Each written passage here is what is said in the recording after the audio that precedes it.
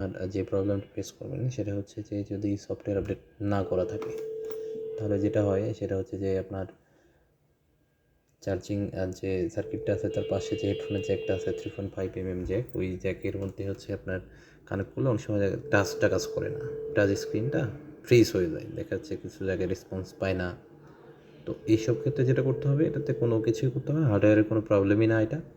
তো এটার ক্ষেত্রে শুধুমাত্র আপনাকে যে ভার্সনটা আছে সফটওয়্যার ভার্সনটা আপডেট করে নিতে হবে। সিম্পলি এটা আপনি আপনার ফোনের সেটিংস থেকে ফ্যাক্টরি ডাটা রিসেট করে নেবেন, রিসেট করে নিলে দেখবেন যে সব কিছু ঠিক হয়ে গেছে। এবং অবশ্যই যেটা রিকমেন্ডেড করা হয় সেটা হচ্ছে যে আপনার ব্র্যান্ডেড একটা ভালো হেডফোন ইউজ করার জন্য। হ্যাঁ, যদি আপনি নর্মাল টাইপের হেডফোন ইউজ করেন সেক্ষেত্রে কিন্তু আপনার এই প্রবলেমটা রিপিট হতে পারে। তো অবশ্যই এটা নিয়ে আপনার চিন্তার কোনো কারণ নেই, অবশ্যই আপনি এই সফটওয়্যারটা আপডেট করে নিলেই ফোনটা ফ্যাক্টরি